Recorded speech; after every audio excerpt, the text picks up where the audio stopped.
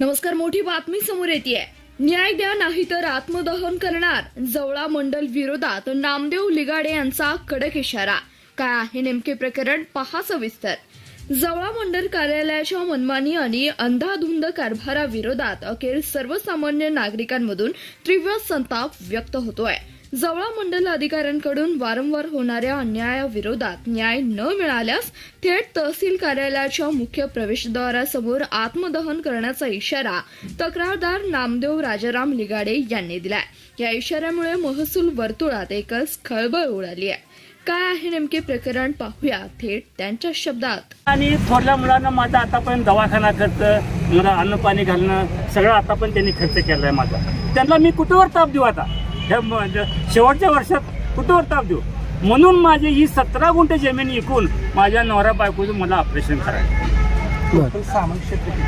सामायिक क्षेत्र 68 गुंठ, त्यात आम्ही चौघापैकी मला 17 गुंठच माझं द्या, 1 गुंठा सुद्धा द्यायला तुमची बाकीच्यांची संमती मिळाली।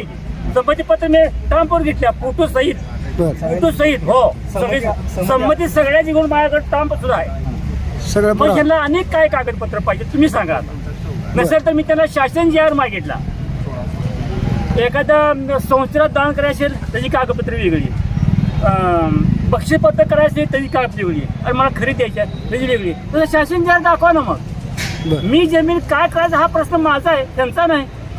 बक्षीसपत्र द्यायचं का खरेदी द्यायची का संस्थेला दानधर्म करायची हा प्रश्न माझा आहे ना। हे उभं खूप विचारायचं आणि कागद बदला ना। अरे कशाला कागद? ती रेकॉर्ड रूम मधली लोक ती बनसोड्याने इतकं सहकार्य केलं आणि भाकऱ्यानं 10 मिनिटात मला 50 कागद त्यांनी गोळा करून दिली। भूमी अभिलेख 100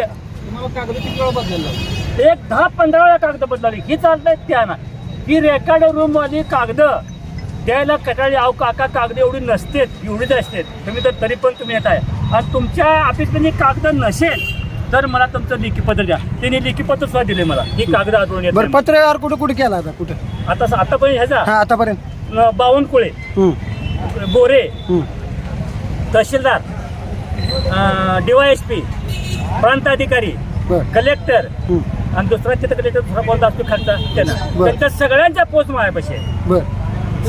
कोणी तुम्हाला न्याय देत नाही? काय दाखवलं जातं त्या अधिकारी फक्त त्रुटी संमतीपत्र आणा, संमतीपत्र आहे माझ्याकडे सगळी। आणि तहसीलदारच्या आदेशानुसार फक्त 13 पाना संच होता, मी 32 पानं त्याला जोडते। ही 32 पाना संच माझ्याकडे आहे आणि ते संच सुद्धा तिकडे दिलाय। संचात म्हणजे कागद किती गायब केली मला माहित आहे, पण तो संच माझ्याकडे आहे सध्या। म्हणजे तहसीलदार दखल घेत नाहीत?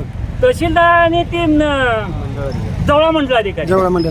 तहसीलदारचं काय आहे, पॅट ठेवले की वाचायचं सही करायची। तहसीलदारचं काम आहे आज काय मी उघडून बघायची पानं बघत नाही। त्याला पैसे पाहिजे असतात मंडळ लेकरला, द्या मुद्दा दुसरा, द्या तिसरा मुद्दा सांगू द्या। मग त्याला कोण गुरु आहे की त्या मंडळ अधिकाऱ्यांना अशा मीटिंग मध्ये येऊन सांगावं। मी त्याला काहीच बोलत नाही। ह्या प्रकरणामुळे, ह्या प्रसादा मला अर्ज आल्यामुळे त्यांचं प्रकरण लांबवलेलं आहे असं बोलायला काय हरकत आहे का? सहमतीचं आहे म्हणतोय, सहमती असताना पण का देत नाही? आता ते त्यांना माहित काय कारण सांगतो? कारण काय सांगितलं त्याचं? पैशाना पैसे मागणी होती। कुठे गेला ते? नाव काय त्यांचं? नाव सांग काय? दिलीप कांबळे। पूर्ण नाव काय? कॅन्डिडेट आहे, पैसे गोळा करतात। आता मी पूर्ण त्यांचं यादी काढू का?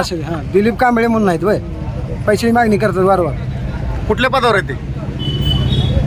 तलाट्या आणि जवळा सर्कलचे पैसे गोळा करणार कॅन्डिडेट। आता पुढे इशारा काय आहे तुमचा? मग आज तुम्ही आजपर्यंत जर मला पत्र आज नाही दिलं, मी आत्मदान करणार म्हणजे करणारच। धन्यवाद।